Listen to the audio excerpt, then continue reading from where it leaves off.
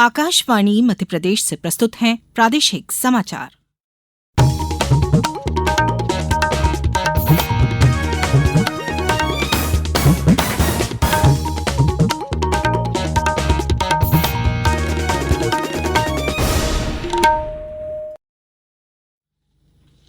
नमस्कार, समाचारों के साथ मैं राना शाहिद।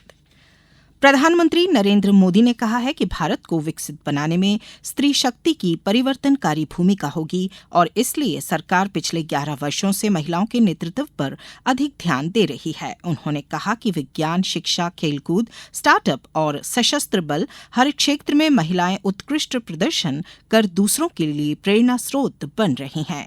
राष्ट्रीय जनतांत्रिक गठबंधन एनडीए सरकार के 11 वर्ष पूरे होने के अवसर पर सोशल मीडिया पोस्ट में प्रधानमंत्री ने कहा कि एनडीए सरकार ने विकास में महिलाओं की सशक्त भूमिका के लिए कई महत्वपूर्ण पहलें की हैं। इनमें स्वच्छ भारत अभियान, जन धन खातों के जरिए वित्तीय समावेशन और जमीनी स्तर पर महिलाओं का सशक्तिकरण करना शामिल है। श्री मोदी ने कहा कि उज्ज्वला योजना से घरों को धुआं मुक्त बनाने में मदद मिली है।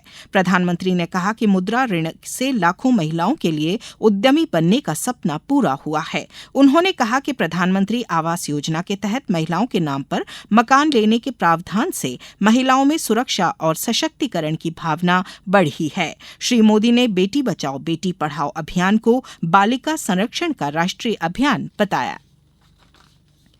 केंद्रीय कृषि और किसान कल्याण मंत्री शिवराज सिंह चौहान ने खेती में फसलों की विविधता पर जोर दिया है। उन्होंने बेंगलुरु में एक कार्यक्रम में कहा कि जैविक खेती के साथ ऐसी फसलों को उगाया जाना चाहिए जो भरपूर पोषण देती हों।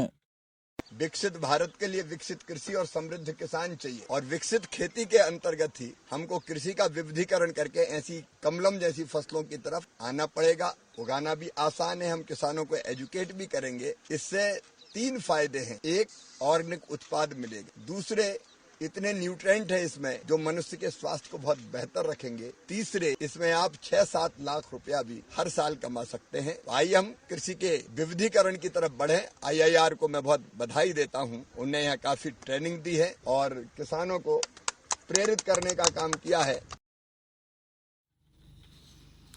प्रदेश में विकसित कृषि अभियान के तहत गतिविधियां जारी हैं। शिवपुरी जिले में वैज्ञानिकों द्वारा किसानों को खरीफ मौसम की प्रमुख फसलों में उन्नत तकनीकों की जानकारी दी जा रही है।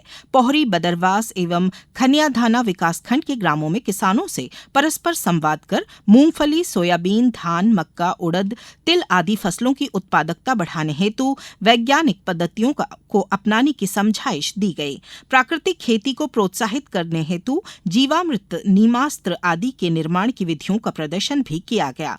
कृषि उद्यानिकी, पशुपालन, कृषि अभियांत्रिकी, फसल बीमा आदि विभागों द्वारा किसानों को केंद्र व राज्य शासन की योजनाओं की जानकारी भी दी गई। देवास जिले में कृषि वैज्ञानिक मोबाइल लैब लेकर सीधे किसानों के खेतों में पहुंचकर मिट्टी परीक्षण, वैज्ञानिक अनुसंधान तथा नवाचार का लाभ दे रहे हैं।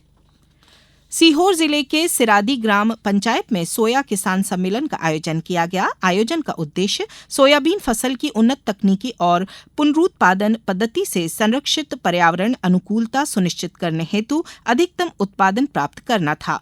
कार्यक्रम संयोजक डॉक्टर सुरेश मोटवानी ने बताया कि सम्मेलन में आगामी खरीफ मौसम को ध्यान में रखते हुए किसानों और वैज्ञानिकों के बीच सार्थक सत्रों और संवादों की श्रृंखला चलाई गई। किसानों को मिट्टी के स्वास्थ्य में सुधार, जल संरक्षण, फसल विविधीकरण और रासायनिक आदानों पर निर्भरता कम करने के बारे में जागरूक किया गया।